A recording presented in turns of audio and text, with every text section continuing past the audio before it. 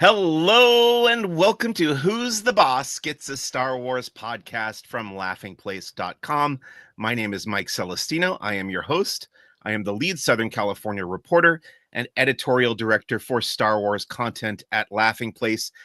This is episode number 223 of Who's the Bossk, and we will be discussing the first arc's worth of episodes, first 3 episodes of season 2 of Andor, a Star Wars story formerly titled Star Wars: Andor. For that discussion, I have invited back on the show my friend and fellow pop culture junkie, fellow entertainment journalist, Liz Shannon Miller. Liz, how are you? What's going on? Thank you for coming back on the show. It's a pleasure to be here, Mike. I think this is my 6th time. This is number 6. Yeah. Yeah, I'm honored. Honestly, I've never been in a 6-timer on Really. certainly not on anything really I can remember. Certainly not as anything as exciting as this podcast. So it does feel like when you get invited back that many times, you know that you're doing something right.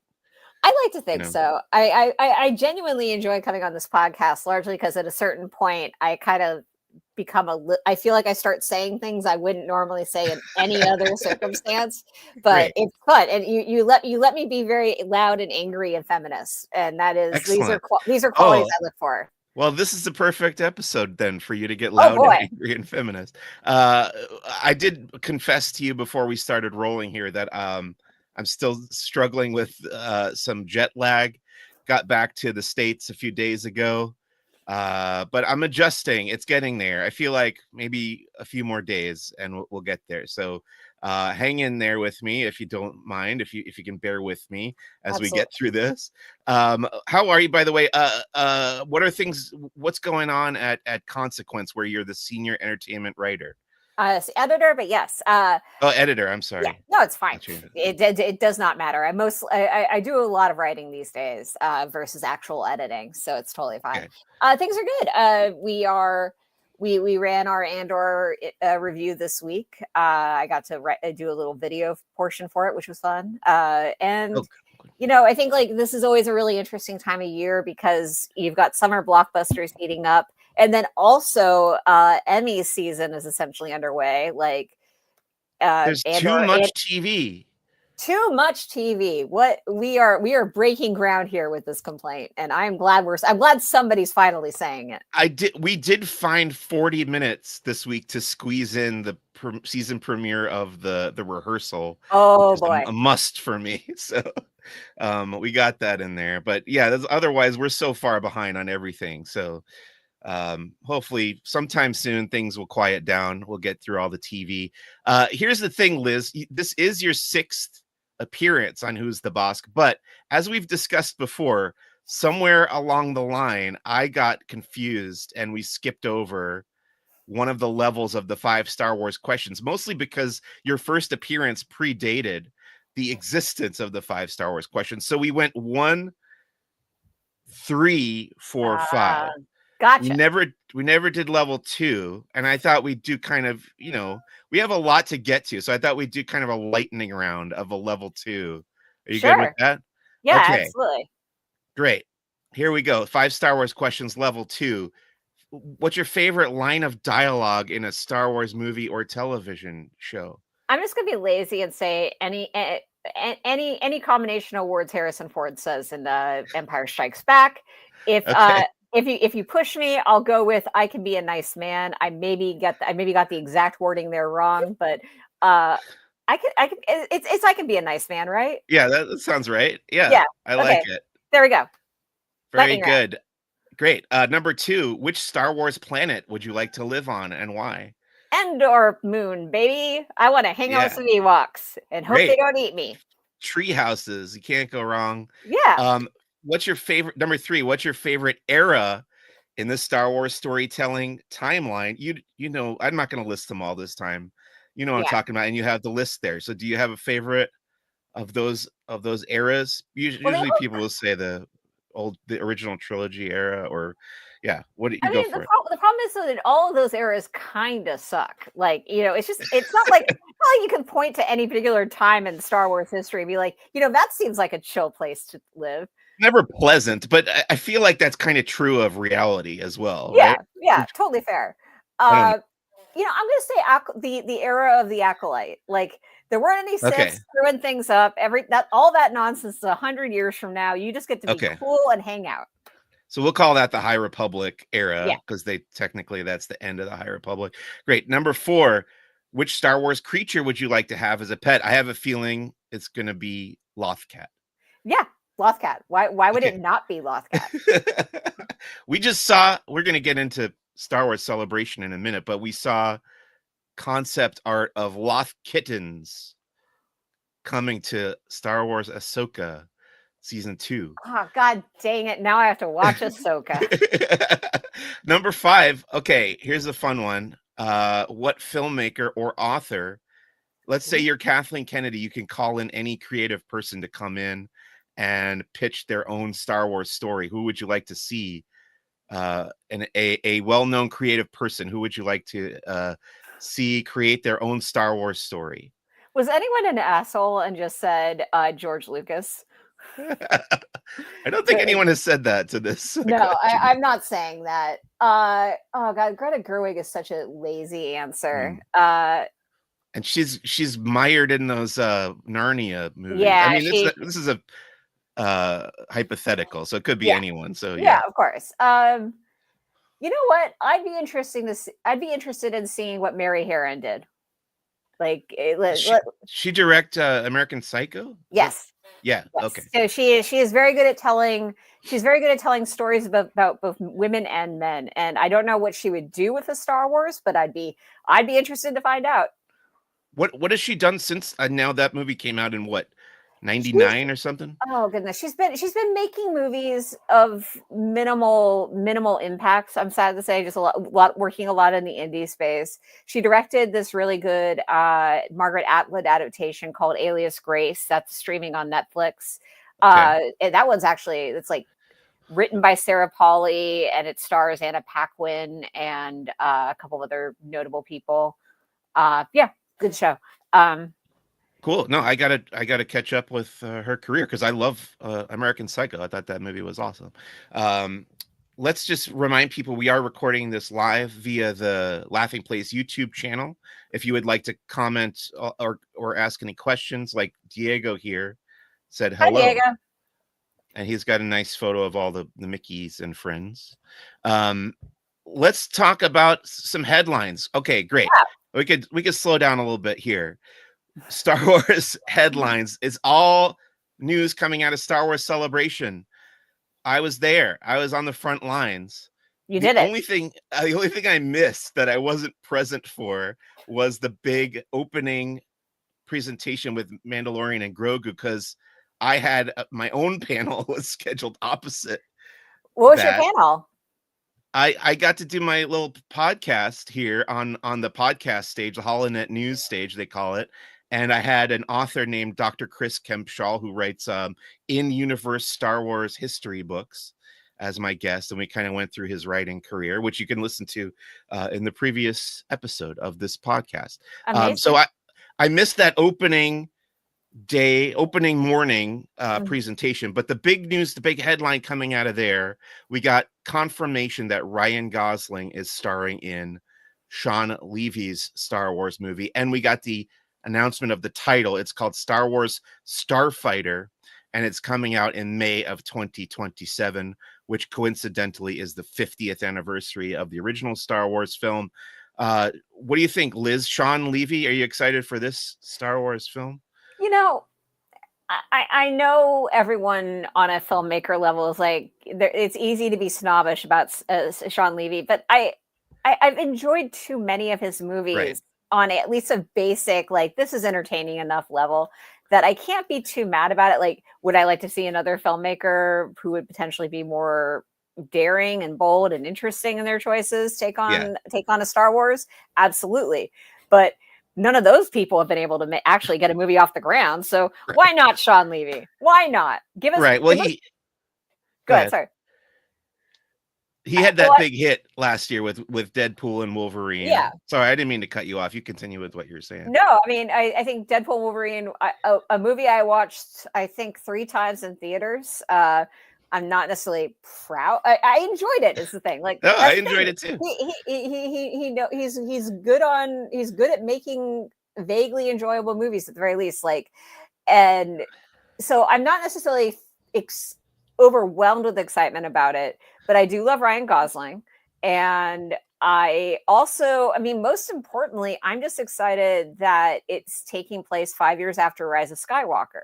I mean, it means that we have to acknowledge the existence of Rise of Skywalker, but also means that the Star Wars franchise can finally do the thing it's been needing to do for a little while now, which is go beyond the Rise of Skywalker, like figure out what the future looks like. No more prequels, please. That is a good point. Yeah, looking forward to that. Yeah, and I thought Free Guy was fun, and my mom made me watch a movie where Ryan Reynolds was basically like E.T. meeting his younger self. What was that called? It was called The Adam Project, a movie I reviewed. Okay. And Mark Ruffalo's there. I think who plays.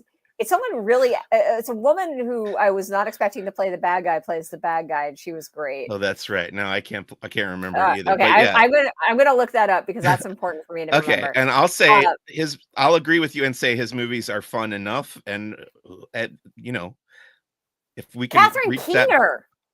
Oh yeah, from being John Malkovich fame. Yeah. Anyway, Shawn Levy, Ryan Gosling, Star Wars Starfighter coming out in a couple years. Speaking of Mandalorian and Grogu, that's the next Star Wars movie that's going to be hitting the big screen, directed by Jon Favreau. They showed some footage, which I have not seen, again, because I was not in the room. But I know Sigourney Weaver was there, and, you know, who doesn't love Sigourney Weaver from pretty much every sci-fi franchise now? She's in them all, and now we got her in Star Wars. How about this movie? You excited for this? Yeah, I mean, I'm very curious to find out how much actual Pedro Pascal is in the movie. That will be interesting to find out, especially given like the man's in 3 movies just this year, in addition to The Last of Us. No spoilers there, of course, but you know, how often that helmet's going to be off is a big question mark for me, and I'm very curious about that aspect of it. But I will say, like, Sigourney Weaver, I have this wonderful memory of being in the room for the first Avatar Comic-Con panel. Like, this is like, I think it's 2009. I was there because I had agreed to cover another panel for the outlet I worked at the time. And I agreed to cover that panel largely so I could watch the Avatar panel. And she came out, they like James Cameron comes out, announces the cast, shows some footage, and then he brings out the cast, and all of the cast members are given this like paragraph about their character to read, but it's written in the first person. So so Sigourney Weaver, because that's like, I am Grace Augustine, a doctor who like, I can't remember the exact words she said, but it was just like the most over the top, beautiful, committed, I am here to make your movie great kind of moment. And I'm sure she's going to whatever Mandalorian and Grogu is going to be, I think she's going to improve it a bunch. Exactly. She brings, there's a certain Sigourney Weaver quality that she brings along with her, and she's very committed, like you said. Very excited to have her as part of this franchise. Looking forward to that film myself. Let's get into the stuff that I was actually in the room for, such as the Andor panel. There wasn't a lot of news because the show was about to come out, you know, but they did bring the cast out on stage, and that was fun to get to see them all together there. And then they showed the first episode on the big screen, and I was there for that. And it was cool to watch it with the big crowd of enthusiastic Star Wars fans. That's pretty much all there is to say about the Andor presentation. Then we'll get into Ahsoka, which I mentioned earlier. We got this was pretty exciting because I think we could say at this point, Liz, we have to admit this at some point. I think we've both seen the entire second season of Andor, right? Yeah, we are allowed to say that. It is one of the few things we're allowed to say that's not covered by the DNR we signed to watch the damn screeners. Yes. So I think like my brain had already kind of moved past Andor, and I was like, yeah, it was great. What's next? So now the next TV show, live action TV show, is Ahsoka season 2 coming out next year, I think, because they're shooting it now. Right. And we got a first look at, well, this is kind of bittersweet news because sadly we lost the actor Ray Stevenson, passed away. He was great as the character Baylan Skoll in Ahsoka season 1. He sadly passed away. He's been recast by the actor who played the Hound in Game of Thrones, Rory McCann, who apparently was friends with Ray Stevenson, and they got his family's blessing and everything for him to take over the role. But they showed like, when they dress up the actor in the costume, and they'll take like Polaroids of him, just like a fitting, I guess. A costume test. Yeah, costume test. So they showed photos of that. First look at Rory McCann. Sorry, the jet lag. It's you're doing great. You're doing great. What do you think about this? I feel like, I don't know if you were on the show back around this time when Ray Stevenson passed away, but I remember talking to a few people about it and being like, well, what do you think the best course of action is here? And we all kind of landed on recasting is probably the best way to go, as opposed to, doing away with the entire character and that entire storyline, or using some kind of CGI AI nonsense. So this is the happy middle ground, I think, to me. What do you think of this whole where this ended up? I think it's fine to recast. It's not necessarily let's all be on the same page here. CGI AI regenerating of performances is nonsense and should not happen. Like, that is bad. Like, we should not do that. And yes, I am looking at you, Rogue One. But and every other project that's done it lately. But I don't know. Like, recasting makes sense if you feel strongly about the character's importance to the story. But sometimes I feel like recasting isn't like the most correct move, just because it is a distraction. And in depending on the reasons for the recasting, it's one of those situations where I feel like when it's a situation where you're recasting somebody and the recasting is a big story, or the character isn't someone who necessarily was going to be a big part of the story. I don't know. I don't feel like recasting is always the answer, but in this case, especially if they had a lot of story they were planning to play out with that character in season 2, why not? And that's kind of what Dave Filoni said on stage. He was like, this character's story is really important to the overall narrative of Ahsoka, because Baylan Skoll's arc is kind of the inverse or the opposite of Ahsoka's arc, and kind of the opposite path that you could take if you're an ex-Jedi, So anyway, that is what happened, and that's we'll see Rory McCann as Baylan Skoll whenever that, they haven't announced a date for season 2. The other thing that he did reveal, Dave Filoni revealed on stage, is that this is the thing that made me really excited as like a fanboy. This is like very fan servicey, but you know what? It got me. They got me with Admiral Akbar going up head to head against Grand Admiral Thrawn. I'm like, yeah, this is the kind of stuff I read about in the book, in the novels in the 90s. So I'm pretty psyched for that. Yeah, why not? More Admiral Akbar action, and Thrawn is awesome. And then Filoni premiered this kind of fake trailer that he had put together just from concept art. Is the only thing you see, because they haven't shot it yet. But the trailer was really fun because it was modeled after the first ever teaser trailer for The Empire Strikes Back, which was also released, I think, before they had shot that movie. And it was kind of a newsreel style, like rapid fire, telling you basically, oh, all these characters are going to be returning. And then the big reveal was that Zeb Aurelius from Rebels will be in season 2. He popped up in The Mandalorian in live action, but we haven't seen him in Ahsoka yet, reunited with his Star Wars Rebels buddies. But that's Ahsoka. and I would guess we'll get that sometime in 2026. In animation, the big news is that there's a new animated series coming called Star Wars Maul, Maul, Shadow Lord. That animated series is coming in 2026 also, and that stars Sam Witwer, who voiced Maul in the Clone Wars and Star Wars Rebels. This takes place between the prequel trilogy and the original trilogy, and it's about Maul when he's in control of Crimson Dawn, working in the Star Wars underworld. I actually didn't check, but do you know, did they release that trailer that they showed for this animated series? For the Maul? No, Yeah. I don't think so. I mean, unless it Okay. wasn't one of I didn't dig through every beat of the wrap up Right. emails they sent, but they didn't send a standalone press release for it, I'm pretty sure. Okay. Anyway, they showed a really cool trailer. I think it's going to be a good show.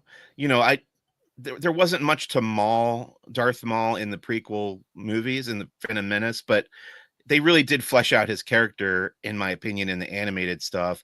Is this something that you're looking forward to, Liz? I'm the whole fascination with Darth Maul is fascinating to me, just because it was a very funny moment when I think, I don't know, did I know before Solo: A Star Wars Story that they actually had revived Darth Maul? I'm not 100% sure. I know that when that I feel like when I saw Solo, I may have been like, what do you mean? That guy not in one piece anymore. That guy in two pieces now. But yeah, I feel like, you know, it's the sort of thing where if there's really a good story to be told about about his life, then absolutely.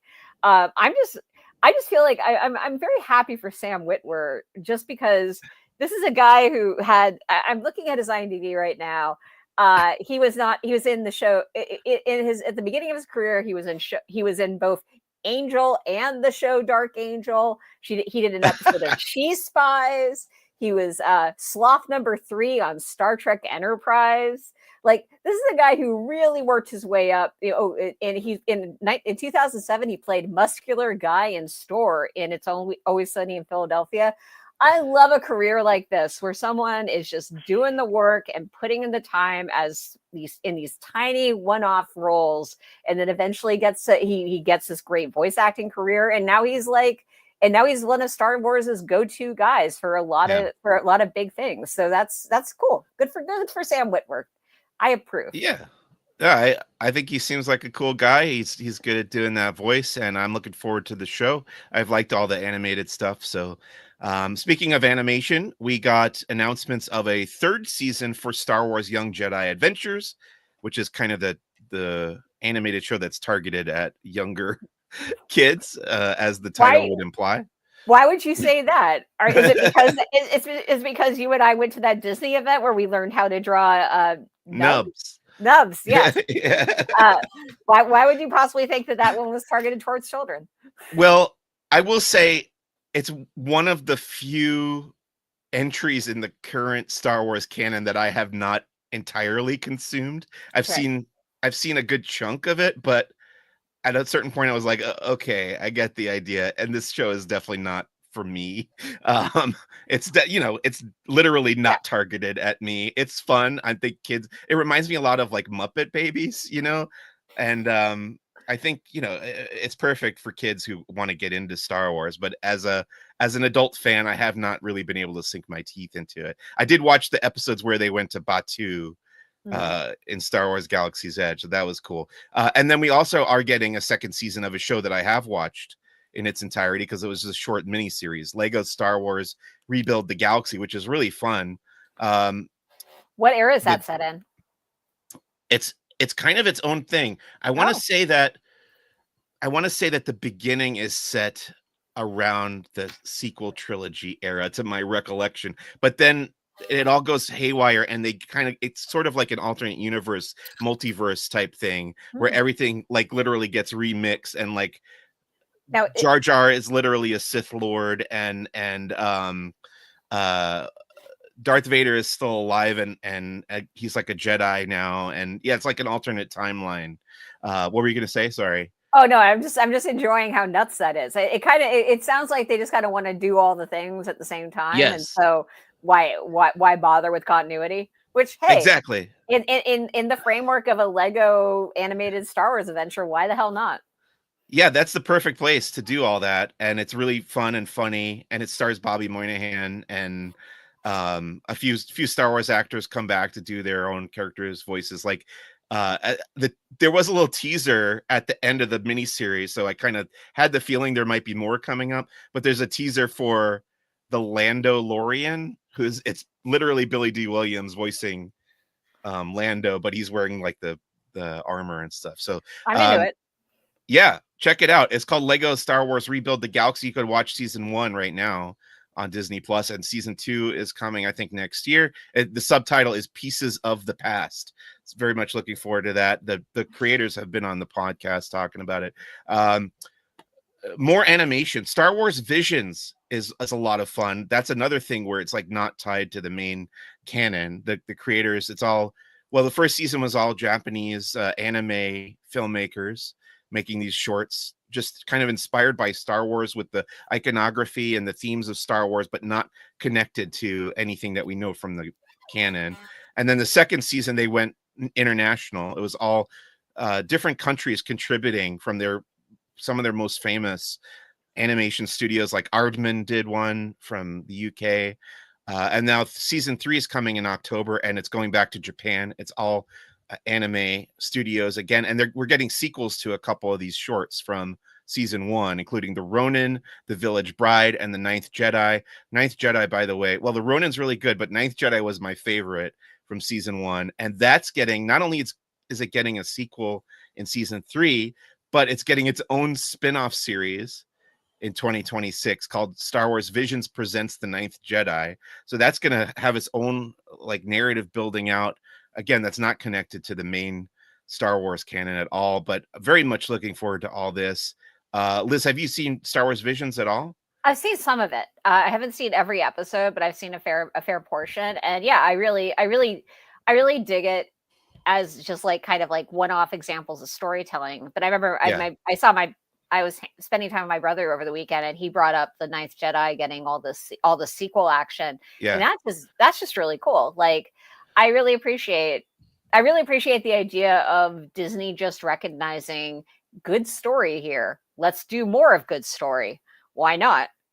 Also, I want to say they probably listened to the response, like the fan response on this, because I remember when that season 1 came out, everybody going nuts over the Last Jedi, or the The Ninth Ninth Jedi. Jedi. Yes, thank you.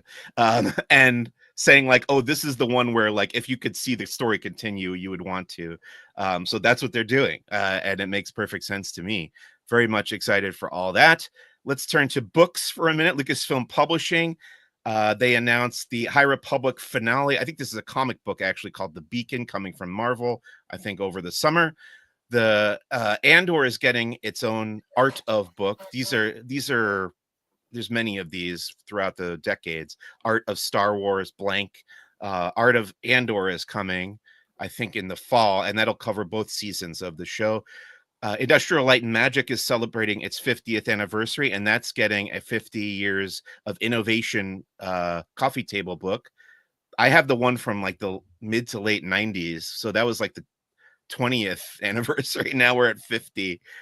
So lots of additional material to cover in there.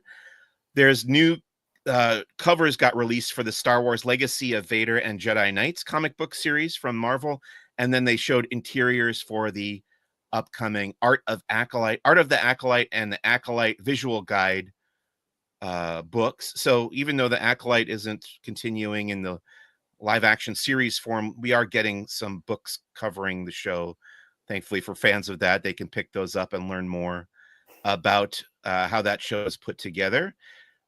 Moving to the world of manga, or I'm probably not going I to think say it it goes, right, but but I think people say it. I've heard it both ways. okay. Because we were in Japan, I think this was an appropriate place to make some announcements for Star Wars manga.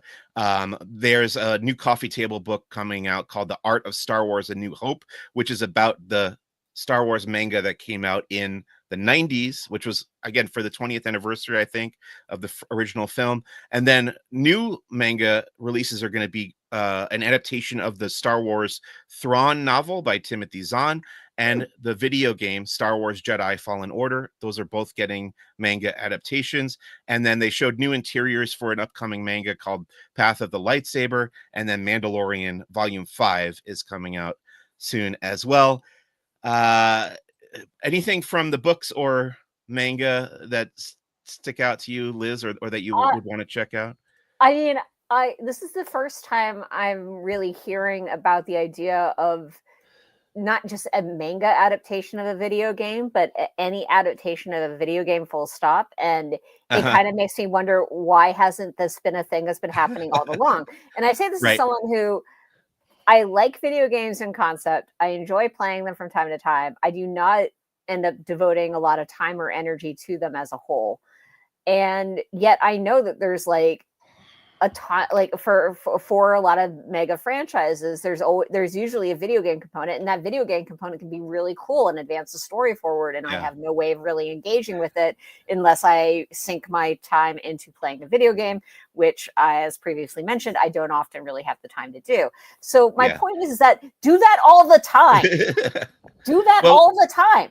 Like, why isn't there an Enter the Matrix what was it? What was the Matrix video game? Oh boy, I don't recall. I know what you're talking about, but I don't remember the title. There was. I'll look it up because that's going to bother me. But there's the Matrix video game that came out at the same time as Reloaded and Revolutions. Like, I didn't play it, but I really wanted to because I wanted to understand what was going on there. And give me a manga adaptation of that. Give me any literal adaptation of that I can just read. I know Rebecca from Laughing Place likes to watch, like, people will do playthroughs on YouTube or just like put together like compilations of the cutscenes or whatever you can watch on YouTube. But the interesting thing about the Fallen Order games is that they have released. So there's a comic book miniseries that takes place before the first game. So it's kind of like a prologue for the first game. And then there's a novel that is set between the two games. So it's like between Fallen Order and Jedi Survivor, but they haven't done a straight adaptation yet until this manga for Fallen Order. But yeah, it's a good point. Why not adapt more video games in that way? It's free story that you already made, like, or not free story. You paid for it, but now it's free. Turning to the theme parks, there was we got some details about the update coming to Millennium Falcon Smuggler's Run at Star Wars Galaxy's Edge. Liz, you might know that they're adding a new mission to this ride when The Mandalorian and Grogu comes out, and you will be going along with The Mandalorian and Grogu to a variety of planets, and the engineers now. So you could be the pilot, you can be the gunner, or you could be the engineer on this ride. And now the engineers will get to choose which planet you visit. I think they'll have several options. And the engineers will also interact with Grogu on the screens there. This is, I think, in response, again, to kind of fan reactions to that attraction, because the engineers are always kind of the least desirable role or position. I'm sure you've done this ride. Yeah. Oh, yeah. I've done this several times. And I actually do often end up being the engineer. And I don't mind being the engineer because it's kind of the most low stress job. Yes. Like, I think, like, you're not responsible for shooting anything. You're not responsible for keeping the ship going straight. And those are two really hard things to do. You have jobs, but they're easier jobs.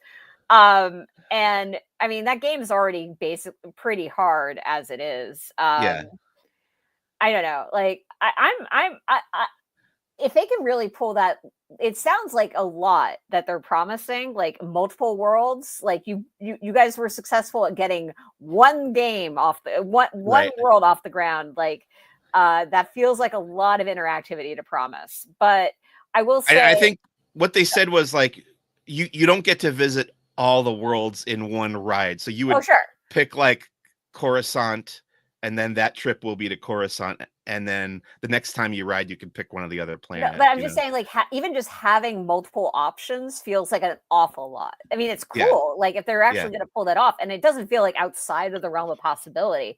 I'm just saying, given how limited the scope of the first version was, right? I will say though, I don't know if it's the last time I was at last time I rode this ride, but it was recently I had the experience of our crew member offering us Chewbacca mode. And you Chewbacca mode, it's impossible, and everyone died. I think not died. We didn't die, but we did very badly. But Chewbacca mode was incredible. I know of Chewbacca mode. I've seen the video. The one time I had enough people to like attempt it, one person wasn't paying attention, and we failed in activating it. Well, they just asked us, like, because I think they saw that we were all kind of a savvy looking group. I didn't know anyone I was riding with. It was a single. I was just doing single rider. Okay. And they were like, and the crew member was just like, "Hey, you guys want to do Chewbacca mode?" And for the record, none of us knew what that meant. We just were like, "Sure." Yeah. Chewie just yells at you though. Instead of Hondo talking to you, it's Chewbacca. Yeah. But isn't there like a sequence of button presses that you have to do to turn it on? But we didn't do it. Okay. The crew member did it for us. They literally told us, go into the cockpit, sit down, put on your seatbelts, touch nothing. And then they came in, they did the sequence, and we were on our way. And the thing is that what makes it impossibly hard is that it's just Chewbacca yelling at you the whole time. Yes. You have no instructions whatsoever about what you're supposed to be doing. It's all context clues. I think I was the engineer for that round. And once again, I was just frantically pushing buttons. Sure. Even the engineer had a hard job when you're in Chewbacca mode. It's great. It's nonsense, but it's great. Yeah, someday I'll get Chewbacca mode. We tried it. It was a failure the one time. I think just ask for it. Like, just make sure, check with the people you're with, but then just be like, hey, can we have Chewbacca mode? It's a plan. Next it's a secret menu item. Right. Back to video games. I put this in the wrong order. Yeah. Back from theme parks to video games. There's a new game coming that I'm really excited for because it's basically XCOM in Star Wars. Are you familiar with XCOM, Liz? That's a simulator of some sort, I believe. It's a turn-based strategy game. Oh boy. I love these turn-based games because I didn't like them at all growing up. And I was like, no, I want to play Legend of Zelda and slash the enemies in real time. As an adult, I like the turn-based game because my brain moves very slowly. And I liked having as much time as possible to decide what I'm going to do next. So XCOM, it's like you get a team of dudes and ladies, and they go out, and there's a sniper, and there's one of them is like one of them has a knife, and he can go up and stab dudes. And then there's people with just guns, and you're fighting these aliens that are invading Earth. And it's like a team based, you have a squad and each person takes a turn and the aliens take a turn. It's sort of like playing a board game by yourself, which sounds very sad, but it's right up my alley. And I love it. And you can just really take your time with it. That's what I like the most about it. And now we're getting that in Star Wars. And I thought when they first announced this, I thought for sure it was going to be about the Bad Batch, because the Bad Batch is like perfect. They're exactly what you get in XCOM. You get a sniper, you get a tank type character, and then this hunter who's like out on the front lines with hand-to-hand combat. But it's like a different team. It's not the Bad Batch, but it is set during the Clone Wars era. And I just think it looks awesome that they had a trailer. I think that this trailer is viewable on YouTube. And I can't wait. Now, you said you don't spend a lot of time playing video games. Is this something that you would check out? Maybe. I think I would definitely try it. Like, if only just for the fun team building aspects. I mean, if it can be at all like, it's not, the game dynamic sounds very different from Mass Effect, but it sounds like there's at least a team of people doing stuff in space, and that makes it close to Mass Effect enough for me. See, I was bad at Mass Effect because to my recollection, Mass Effect is like real time. Like you're firing the gun and then the gun fires. This is not what this is.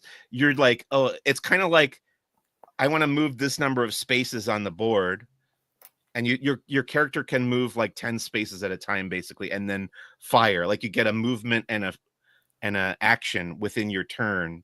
I would try that. Yeah. It's super, super dorky. And again, it's made for people like me who just, my brain does not move fast enough. Love it. Can't wait.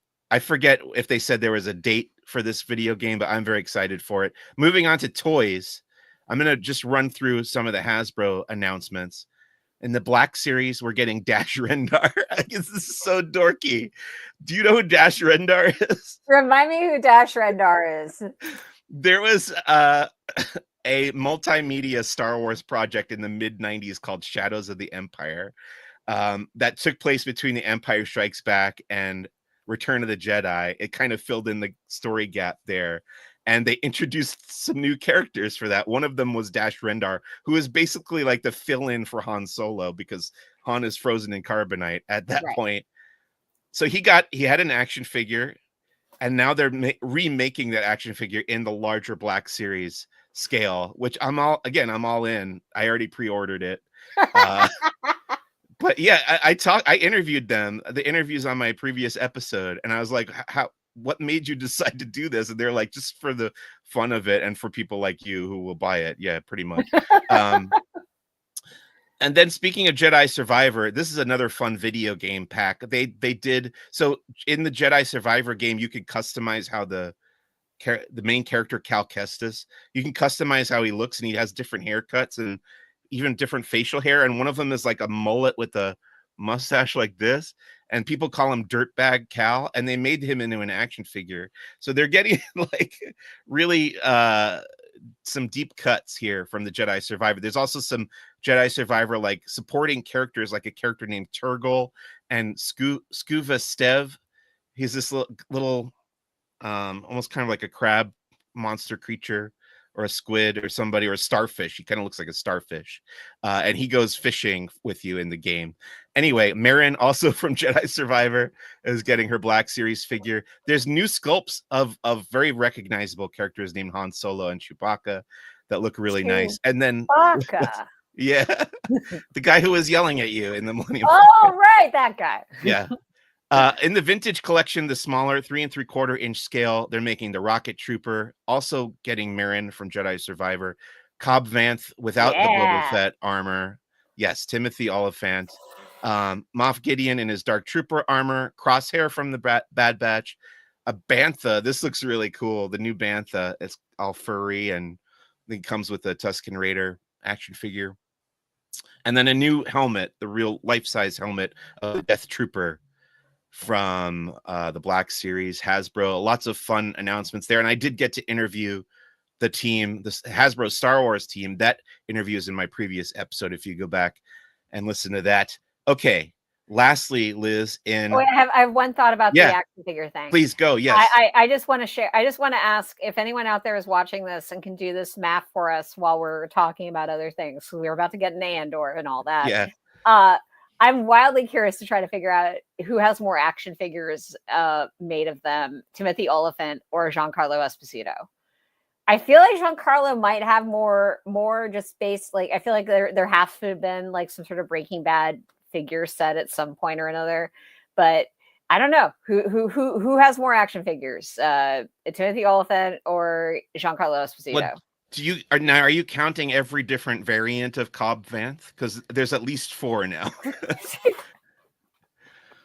Star Wars. I don't. Are you counting by character?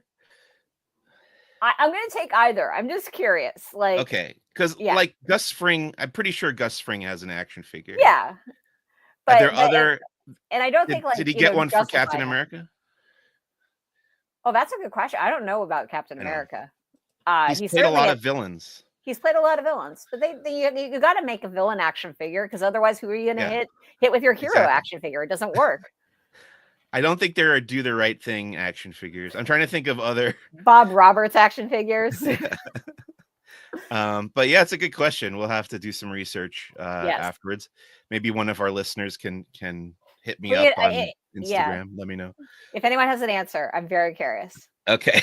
And finally, lastly, in headlines for this week, Star Wars Celebration 2027 got announced at the end of this celebration, and guess where it's going to be, Liz? Right here in our home city of Los Angeles, California. It's a bit easier to get to for me personally. a little bit. April 1st through the 4th, I believe, of 2027, downtown Los Angeles, Star Wars Celebration 2027, celebrating the 50th anniversary of Star Wars. You gonna be able to make it to this one, you think? Do you want to? I mean, I imagine that they've gone to all the trouble of making it so I can take the subway there. So sure, Yeah. why not? I haven't actually ever been to a Star Wars celebration, and I know that they've happened at least once in Anaheim, so it's not like I couldn't have gone. I imagine I'll try to do something about it. Is something with there. I mean, at the very least, like I can only imagine it will bring some really fun people to town. And right. like, I think that's kind of why they're doing it, to really pack it with celebs, you know? Yeah. Well, also what's interesting, I mean, of course, it's like the 50th. Yeah, you want to go big. But I'm curious, like just on a LA infrastructure level, like you mentioned, it was downtown. Are they planning the convention center? Because there's a whole bunch of stuff going on right now in terms of getting ready for the 2028 Olympics. Yeah. And I'm curious, like how that mega event will impact this mega event. Well, the first celebration that I went to was, I think, 2007. And wow. that was in the downtown LA Convention Center. So I'm pretty sure they're returning there. As for Olympic stuff, I don't know how they're going to work around that. Just that's a 2027 thing to consider. Yeah. But I'm sure people are already worry about that. Yeah. Anyway, but it should be cool. I mean, imagine, and I'm sure you'll be excited to not have to fly to Japan for it. You know, it's kind of there's two sides to every coin, as they say, and it was amazing to get to go to Japan at all. I had never been there and get to see Tokyo and see the Disney parks out there. But at the same time, I'm like super wiped out from the trip, so it'll be easier for me. That'll be a relief. So looking forward to that. A couple years from now, 2027, Star Wars Celebration. Let's talk about Andor. Like this person said, Austin Henry said, season 2 of Andor, and Thomas said, wow, probably to one of our news stories. Andor season 2, the first 3 episodes came out on Tuesday. I've seen them 4 times. No, I've seen all 3 3 times. But I've seen the first one 4 times because they had that screening at Celebration. Anyway, before we talk about the new ones, I think you were on the show to talk about season 1 or one of the episodes. What did you think of season 1, and how excited were you for season 2? I think I've been extremely excited for season 2 for a while, even though, like, it was funny when I was writing my review of season 2, I went back and looked at my review of season 1, and I was shocked to remember that I gave it a B. But my 2 reasons for doing that were, they, I think, only gave us like maybe the first half of the season to review. That sounds right. They didn't give us the back half. I know that much. I would not have given that show a B if I had seen the back half of the season. Right.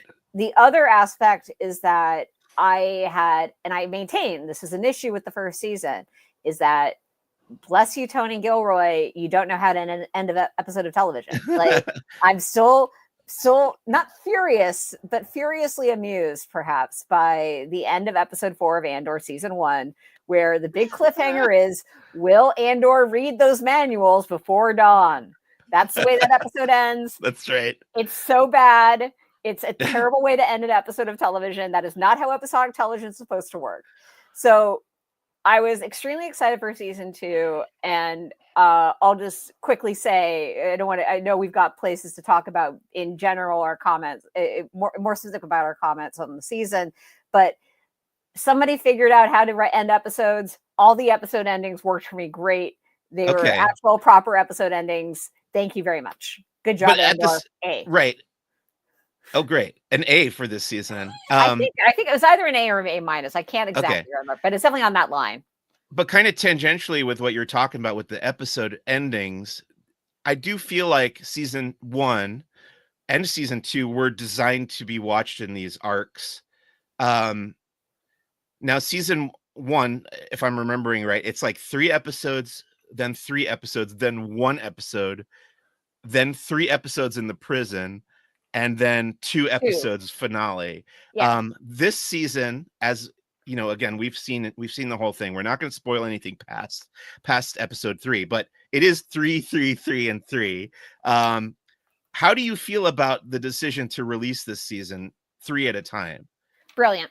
I Yeah. think this time it works because as opposed to season 1, where those groupings that you mentioned felt almost a little arbitrary and honestly Yeah. more like an excuse for the fact that they don't know how to end episodes. Right. Season 2 has not only coherent episode endings, but the block system works so effectively because each block isn't just a block of 3 episodes that cover a similar storyline. This is a block of episodes taking place in a year. And then the next block of episodes, I think we're safe in saying, takes place a year later, and then a year later, and a year later. Gilroy has said this in many interviews. Yeah, okay, it's the 4 years leading up to A New Hope or to Rogue One, basically. Yeah, forcing all the normies to figure out what BBY means, which I fully devoted a paragraph of my review minimum to just here's why this matters. Here's why it's a thing. Because it's very important. And but it was I think that was a brilliant choice. The fact that the show takes place over 4 years and it's moving and evolving, and you're seeing how the status quo in episode 1 changes to in episode 5 or 6 or 8 or 9. Like, it's all brilliant. Like, I love the way the season is structured. I think I've got a couple of quibbles down the line, but all minor compared to the fact that I think it's just such a smart, coherent, organized way to approach storytelling. And maybe the organized part speaks way too much to my, spreadsheet loving brain, but I respect it so much. Well, it sounds like you and I had very similar reactions. I had, again, like you said, some minor nitpicks, but nothing that really reduced my overall enjoyment of this season, which I thought was excellent. But to focus on this first block, like you called it, or arc, the titles of these 3 episodes are 1 year later, Sagrona Tima, which we learn is the kind of the toast on Chandrilla at the wedding. And then Harvest is the title of the 3rd episode. All 3 of them were directed by Ariel Kleiman, who directed a movie called Partisan. They were all written by Tony Gilroy, the series creator, who wrote and directed Michael Clayton. The cinematographer was Christophe Nuyens, who did a movie called Lupin. No, that was a TV series, Lupin, sorry. The editors, there's 2 editors. John Gilroy did episodes 1 and 3, and Craig Ferreira from 3 Body Problem did episode 2. Production designer Luke Hull, excellent job from Chernobyl. And then I wanted to talk to you about the music, because we got a new composer for this season. I think Nicholas Britell was not available, and they brought in this guy Brandon Roberts, who did a movie called Underwater. What did you think of the score? Did you notice any difference? Were you bothered, or did you like it either way? I didn't notice any major difference. Also, I think it's funny. I saw Brandon Roberts' name in the credits. It kind of pinged something for me, and it's only just now that I'm looking it up. I think I've met him a few times. Okay. Back when I was dating someone who used to work for Bear McCreary. He also worked for Bear McCreary. So Brendan was a very nice guy when I was hanging out with my boyfriend's coworkers. Beyond that random element, I thought there's not only did I like the score a lot, I think there's some really standout tracks. Like I want to get down to What We're Dancing To on Chandrilla. Like, that's a good party. Oh yeah. Well, we'll get to that. Oh, but that's one of my actually, we'll get into it now, because I'll say, this is the part where we're going to get into some spoilers. Yeah. if you haven't seen these first 3 episodes, pause this and go watch them first. But I want to get into our initial reactions to these first 3 episodes and any specific moments or highlights that stood out to us. And yeah, that was one for me. The Neamos. The song is called Neamos. The track is called Neamos. It was in season 1. It's in the brothel that Cassian visits at the beginning of the season, and it plays on the planet Neamos, which is kind of the space Miami that he goes to later, where he gets arrested later in the season. But yeah, this is like the wedding remix of the Neamos songs. So I was glad that we had that continuity. Go ahead. No, I like the fact that there's just like, just like in our world, like there's just a couple of pop songs you can't get away from. It's like no matter what party you go to, Katy Perry's playing. Like I have a playlist on Spotify that's all in-universe Star Wars music, which there's a surprising amount of, and this Neamos track is definitely on there. So I was glad to hear that again. Yeah. So how about for you, Liz? Anything jump out to you right away? What were some of your favorite moments or highlights from this 3-episode arc? There's some stuff. I want to pull up my notes from when I was watching, which are filled with, of course, incredibly in-depth, insights like, is Ben Mendelson excited for the spider planet because it means more capes? I'm not. You can't tell me I'm wrong about that. Sure, the man loves his capes. The man, he and Lando would get along. Yeah, he makes them look good. Yeah, I think like there's this like I rewatched the first episode this afternoon before because I wanted to have at least a little bit of it fresh in my head, and everything to do with the meeting, the Imperial executives meeting. I keep calling them executives, even though I know they're officers. It just there's just like something a little bit boardroom coded about what's going on there. But also, like, I mean, the clear comparison for that, and this is me being a terrible student of history, but because I know that there's an official name for this, but there's a really compelling, if not hard to watch movie called, I believe, Conspiracy. And it's a made for HBO movie, and it's about the meeting that all of the German generals had to figure out how to do the Holocaust. And I was really struck by you've got these men in uniforms sampling the canapes and talking casually about, what if we killed them all with the plague? And like, I don't think we're not supposed to make the comparison. I think that's a pretty unsubtle point. But I think it was handled really effectively, and it's exactly the kind of storytelling that you can't pull off that would be hard to pull off otherwise, without like the weight of this franchise behind it, and also the ability to get as dark as this does. So I think that was a really striking element for me. I think going back to the, I don't want to, I could really just go through my notes and just read out loud a bunch of stuff. But let's. Well, no, but I've got one more moment to zoom in on, and we can keep moving forward. Okay. Which is going back to Mon Mothma's dance. What was so interesting to me about that was when the first real trailer came out, the one set to Steve Earle's "The Revolution Starts Now." Yes. What blew me away about that trailer, and I wrote about this in my review, is that the trailer made the show look fun.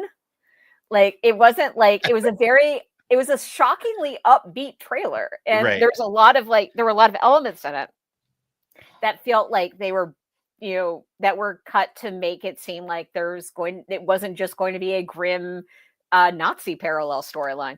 Right. They wanted to trick people, is what you're saying. Yes.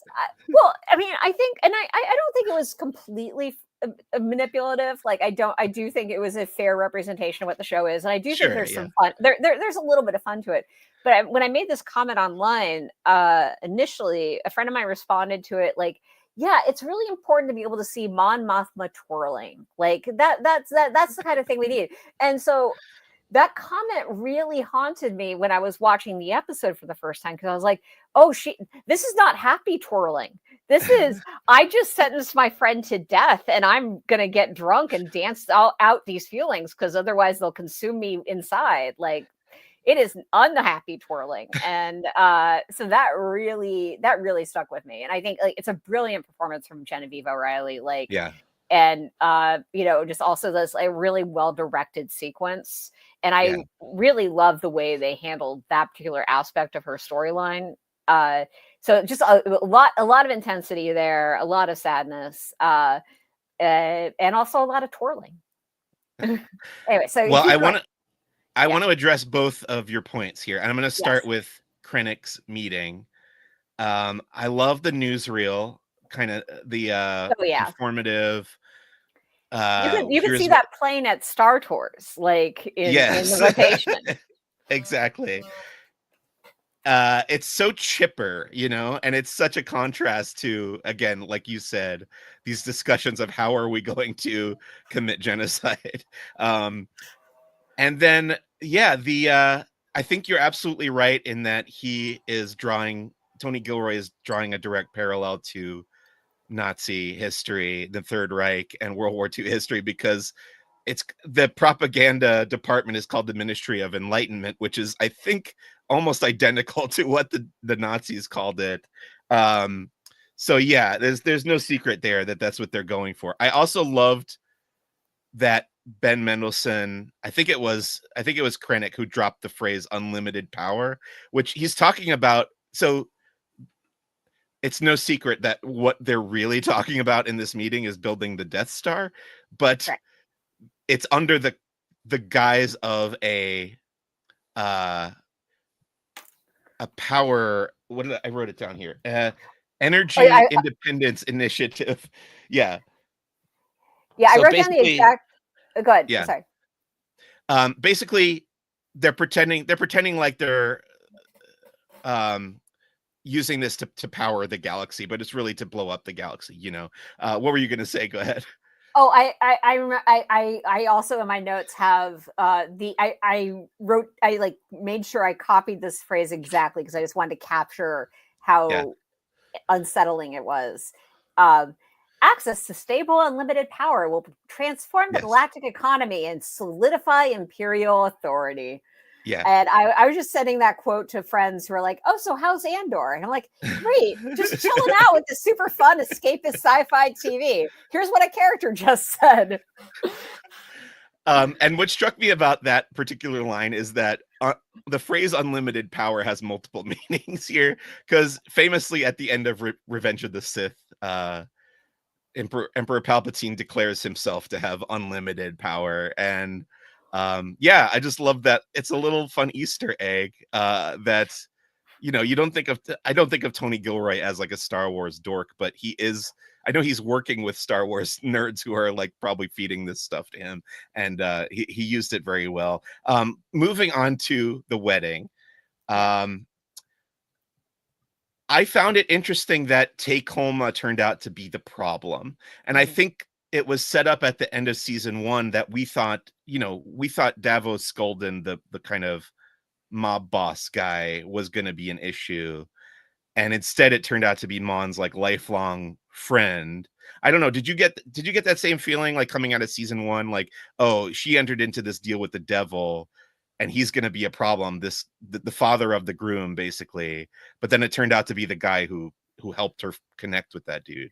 I mean, I don't think I didn't see it coming. You're completely correct about that. Like, that is something that caught me off guard. I don't think like it's not a shock that.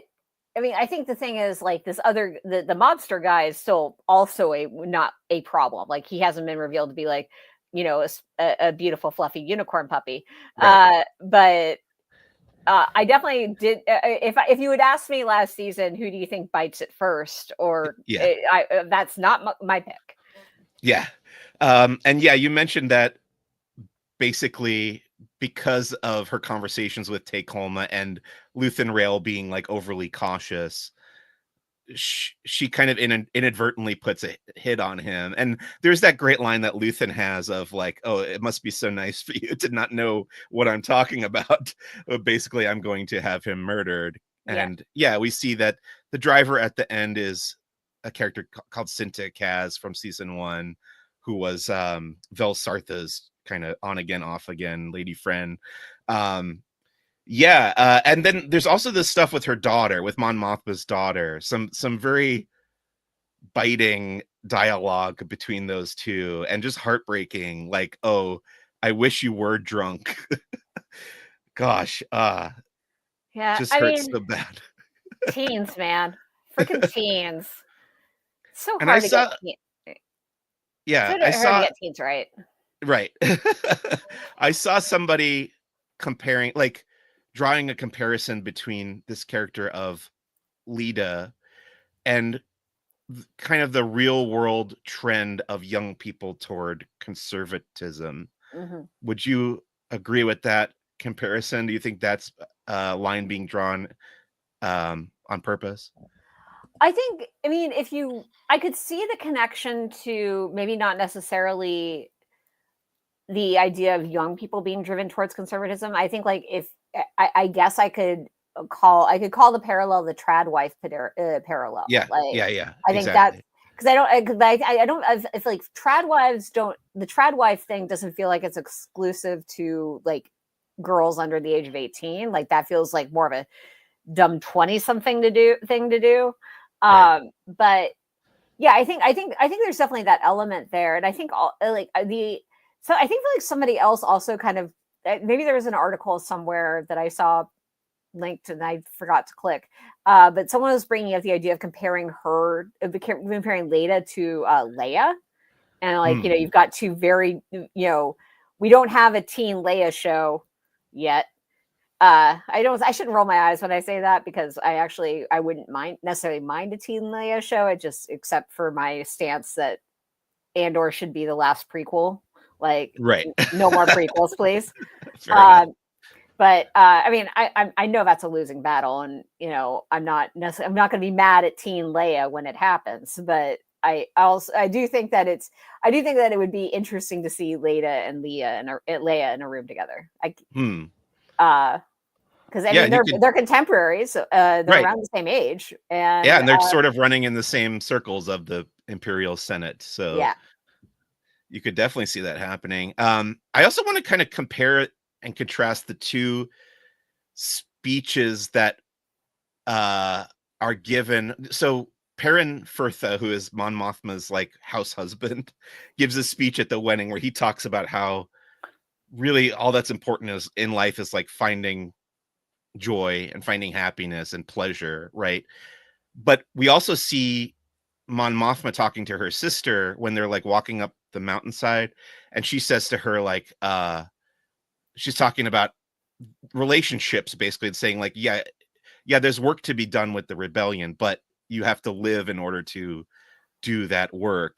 Saying like, yeah, you have to find your own happiness at the same time, basically. And I think there's a very subtle line between what they're both saying, because I think Perrin is an example of like how pushing that idea too far, basically ignoring everything bad that's happening in the galaxy in the pursuit of pleasure.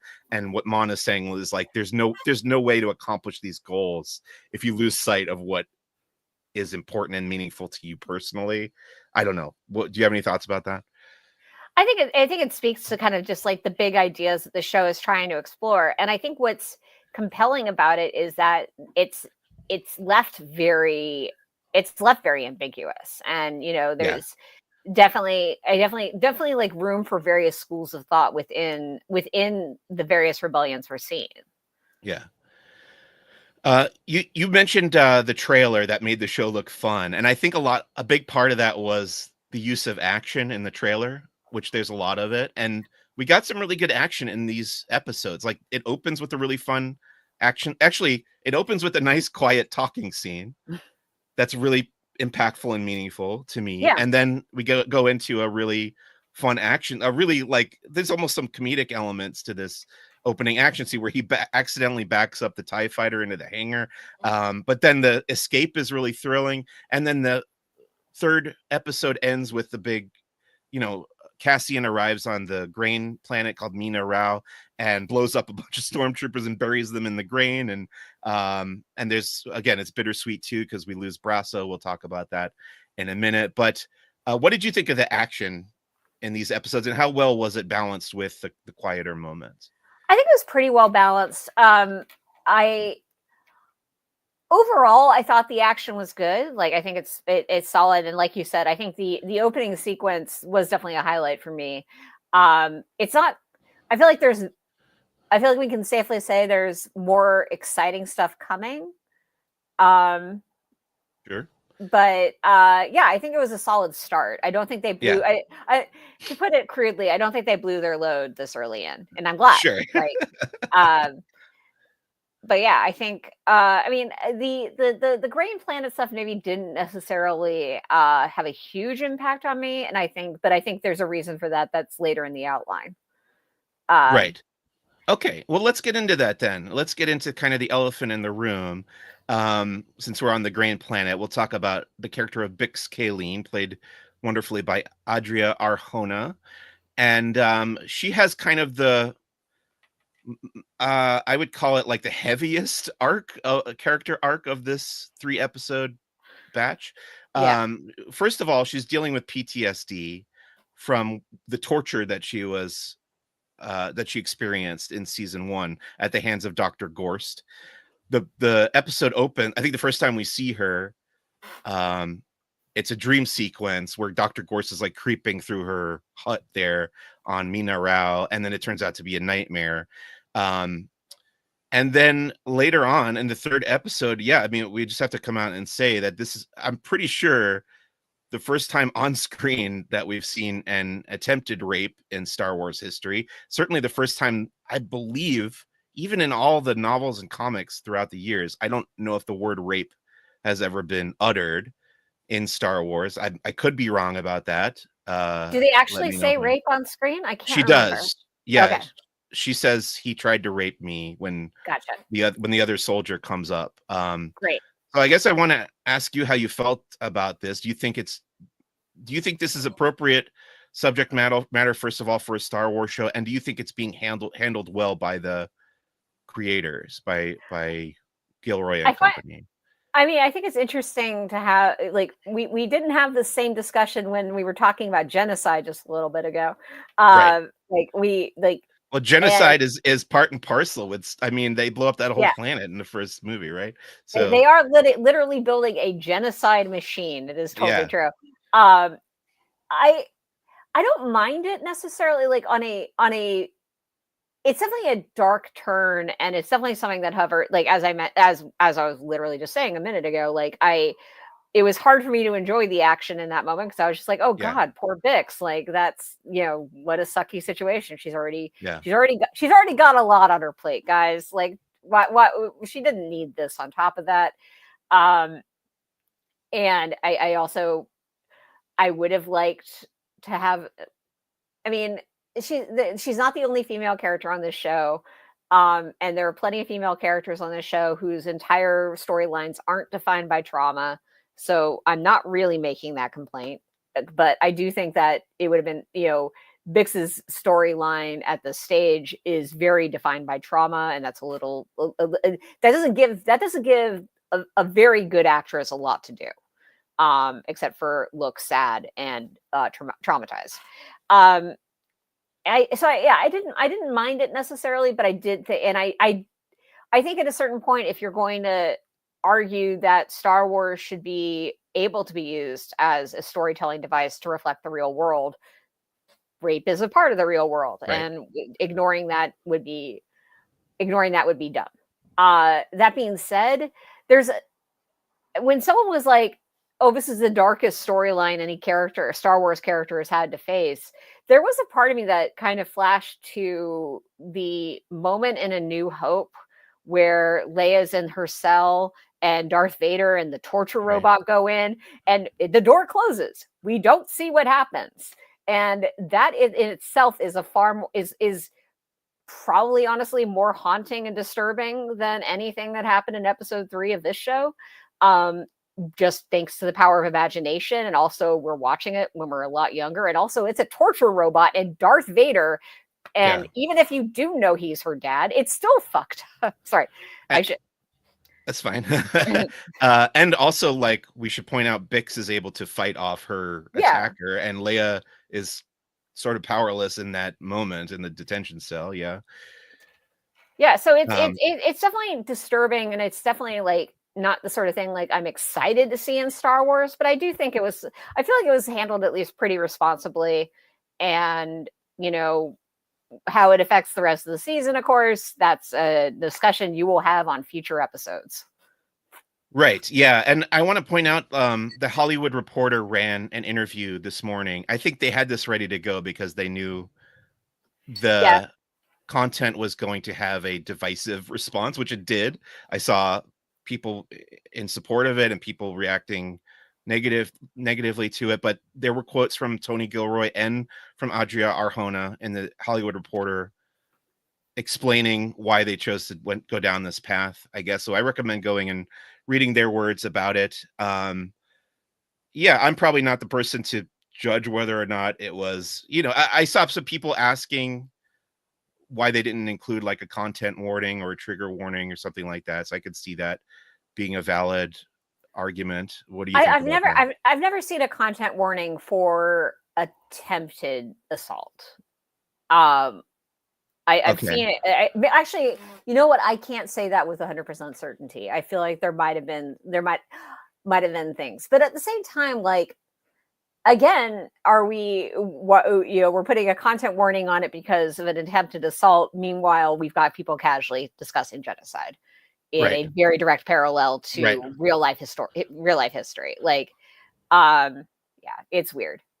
Yeah, that's fair. It is tough subject matter to tread, and I think I am ultimately personally glad that they are tackling that heavier kind of stuff. And it is, season 1 definitely established that Andor was willing to go to places that Star Wars had not gone before. And I think if you've watched season 1, you kind of know what the tone is going to be. And probably, I guess you would expect them to push the envelope a little bit more. There's also, I didn't even mention this theme of these illegal migrant workers being rounded up by the Empire, which feels very timely at this point in real world history. So the question is it too real for Star Wars? Is Star Wars escapism? I think, it would be too real for A New Hope.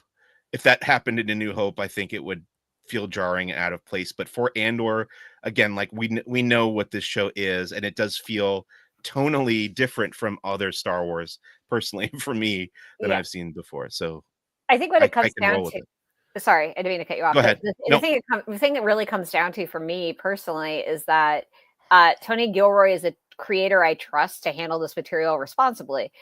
If you told me Shawn Levy has plans to include an attempted assault scene in Star Wars Starfighter, I'm going to have some questions and I'm going to have some concerns. Like, I again, lots of love for Shawn Levy's movies, lots of like, anyway, lots of like for Shawn Levy's movies. But I think it really comes down to the creator and the choices they make. And if you're a creator I trust, I will trust you. I will trust you down that journey. If you are a creator who has done some very funny movies where people get shot a bunch, I might want to hold off on you tackling that.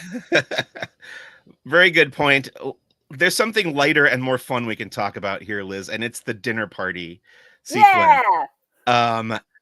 These two characters, Dedra Miro and Edie Karn, these two women,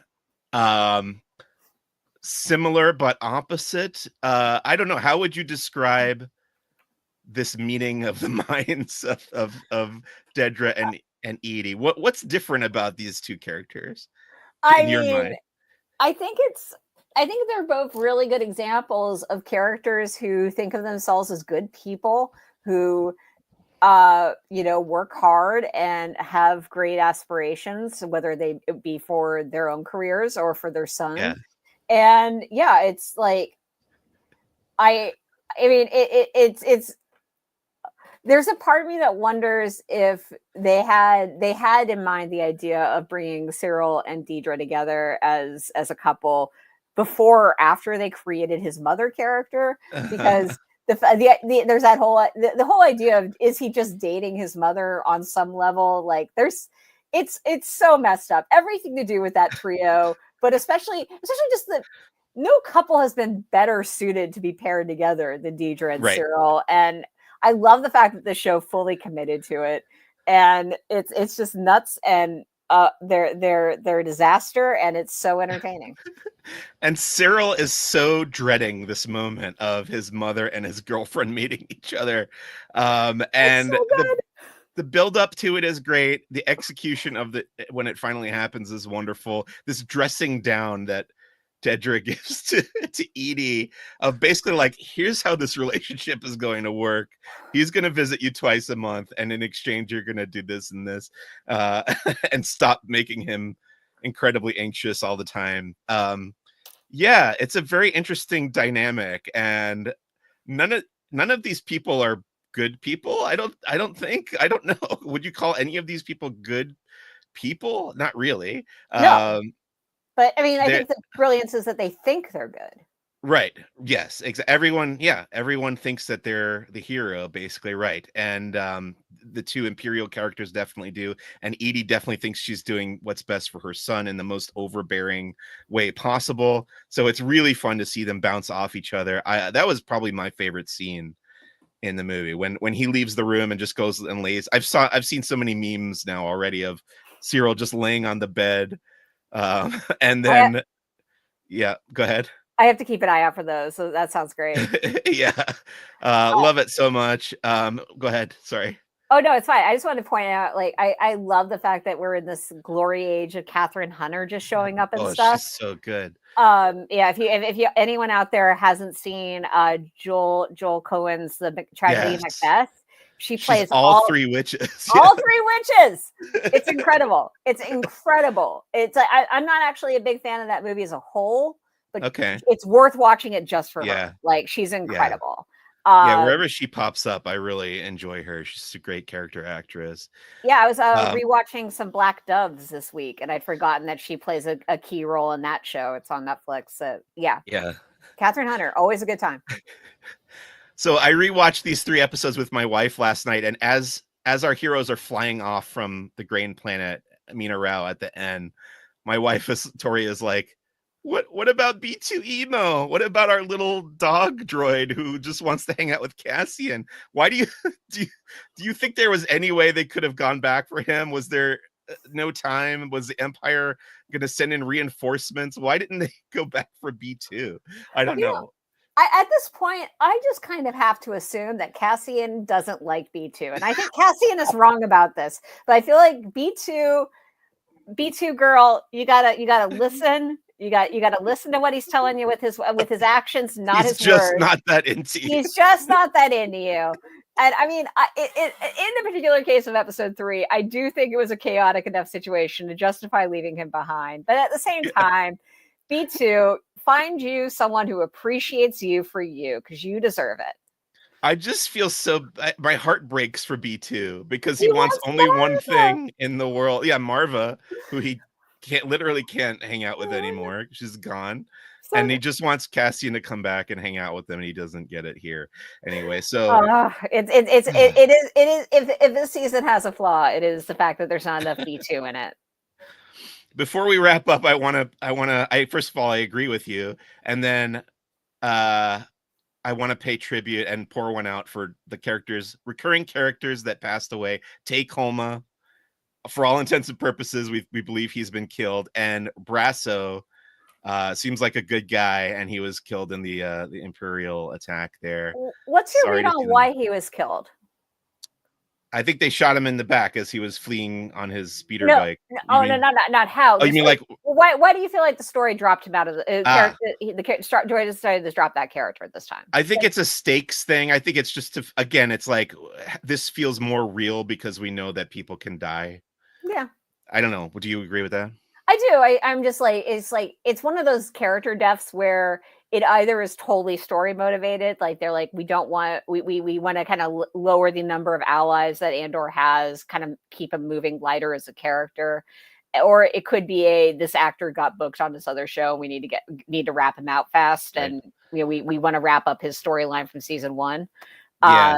So yeah, it could go either way, but I was just curious if you had any intel, really. I think in my head it's like a winnowing down or a narrowing down of the cast as this season goes along. Like we're just going to be dropping, they're going to be dropping like flies as we go along. And this is the beginning of that. Was there anything that you didn't care for that we haven't covered already in these 3 episodes? I have a couple nitpicks, but I'll let you go first. I'm good. I think like we've covered a lot of my stuff. What are your nitpicks? I'm glad that you've written them down. Well, during the dinner party scene, this is like canon timeline stuff that bothers me. Dedra says she was in an Imperial Kinderblock. Her parents were killed when she was 3 years old. How old would you say that character is, Dedra Miro? How old? I would ballpark early 30s. Really? Okay. I think I looked at what is that line? What does that line suggest? Well, okay, here we are. The timeline, we're at 4 BBY, right? 4 years before the Battle of Yavin. That means it's 15 years after the rise of the Empire. Okay? Prior to that, it's still the Republic. So subtract 15 years from her age. I don't know if the timeline adds up to having raised in that makes no sense. That also reminds me of something a friend of mine pointed out that we cannot talk about on mic, but I want to run it by you when we're done. Anyways, apologies to your listeners or readers who might not need to know about that. So that's a good nitpick though. That's a very valuable one.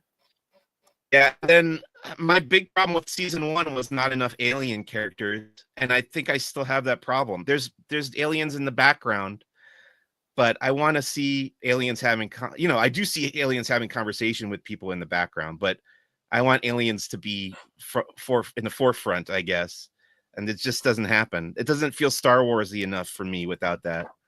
It is an entirely human main cast, essentially. Yeah. And here's why that bothers me. In the current canon of Star Wars, and this point gets driven home in the book. I interviewed the author, Dr. Chris Kempshaw, last week. The book Rise and Fall of the Galactic Empire. He goes into this whole idea of human superiority in the Empire, which is basically in the current canon, that's a metaphor for white supremacy in the real world, right? So if we only have human main characters, the show is almost kind of agreeing with the Emperor that only humans are important. I want to see aliens in the mix, I want to see a Chewbacca or I don't know, even Ahsoka Tano is an alien. Put some face paint on somebody, give them some horns or some weird foreheads or something. What could it possibly cost? Exactly. All right. That's going to wrap it up for our discussion of this 3-episode arc of Andor. Liz, we have seen the rest of the season, but at this point, when you were watching the season, what were you hoping for or expecting from the remaining 9 episodes? I think I was excited to find out how, at this point, of course, like the structure wasn't clear. Like I didn't spoil myself going in at all, as much as physically possible. So I didn't know that it would be a year-by-year countdown. So at this point in the season, I was really excited to see what that meant. Mm-hmm. And I think always in the back of your head when you're watching the show is the looming question of Rogue One. And I think I was just really excited to find out, because I knew we're 4 years out. And I was really excited to find out like what that journey was going to look like. And it felt like being at the beginning of an exciting journey. And I'm really excited to see how people react to what's coming next. Yeah, I would say I am pretty much on the same page with you there. I was intrigued. I was excited. at this point in my watching through of this season, and I thought this arc was very strong. I posted on my social media feeds, that I gave each arc a letter grade. Oh yeah, I saw season, that. and my grade for this arc was a B plus. There are higher grades to come. There are lower grades to come. Well, one lower grade to come. But that's where I'm at with Andor season 2 so far. Let's say hi to our friends at From a Certain Point Askew, who said your swearing was appreciated. And hello to I'm me. I'm glad to hear that. More trauma for Cass and Bix. More reason for them to carry on with the rebellion in his name. Whose name do you think? Oh, for Cassian, I guess. And Marva's name. Okay. Or Yeah, Marva. go ahead. I was musing on Marva. Oh, we didn't mention the little tribute to Marva in this episode. There's by the little space phone. There's a portrait of Marva. So we kept her in our hearts and minds. Let's move on from Andor and into our final segment here on Who's the Boss, called First Steps into a Larger World. This is where we talk about the media that we've been consuming and or enjoying outside of Star Wars. I already told you I watched the season 2 premiere of The Rehearsal, which is, beyond description. Check that out. But I also watched on the plane a movie that I've been meaning to watch for years. I think it came out in 2021. It's called The Green Knight by David Lowery. So I saw the David Lowery remake of the Pete's Dragon Disney movie. I don't know when that came out, 2017, 2018. And I didn't care for it. I know other people liked it, but it just didn't work for me. And it kind of turned me off of David Lowery as a filmmaker. But recently I've been diving into some of his other stuff. I loved The Ghost Story. Thought that was really good. And then I saw this Green Knight and I was like, this is the first movie I've watched in a long time where I wanted to watch it again right away after it ended. Because I was like, by the way, our friend Emery, his Letterboxd review was exactly what I was thinking after I watched it. I didn't understand it at all, but I loved it. And I agreed with him. I liked it on there. And I think this is a movie I might buy just after watching it once on 4K and revisit it. And I think it's probably stands up to some analysis and rewatch. It's based on Arthurian legend. And I just thought it was awesome. And the plane was probably not the ideal environment to watch this movie, so I gotta watch it on my TV. Anyway, Liz. I saw it on the big screen, and I think it's definitely worth seeing in a nice proper format. All right, I will do that. How about you? What have you been enjoying lately? Gosh, there's a lot going on. It's Emmy season. I will say I've seen the entire season of The Rehearsal, and oh boy, it goes places. It's a fascinating journey. And on a personal level, I gotta say, I've been rereading Charlotte Bronte's Jane Eyre lately, and that book slaps so hard still. It's so weird and funny and compelling and romantic and also gothic and dark. If you've never read Jane Eyre, it's a ride. You gotta don't give up on it until you meet Mr. Rochester, is all I'll say.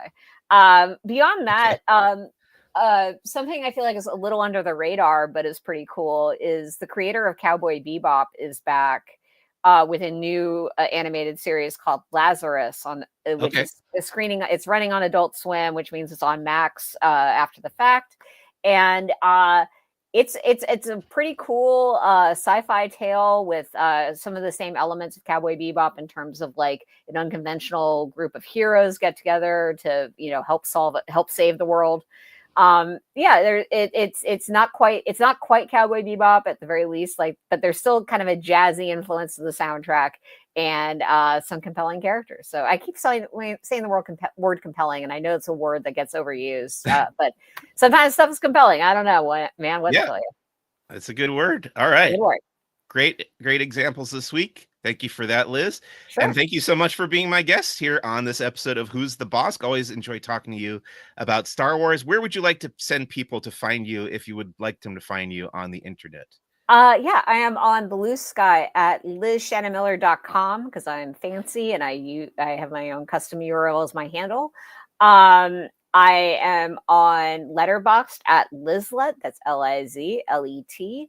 And if you go to my Blue Sky page, you will see my Blue Sky profile. You will see that the pinned post is a link to my newsletter that I write every week called Stream On. It is a weekly breakdown of cool things you can watch on streaming. It includes both regular picks plus Blast from the Past library installment.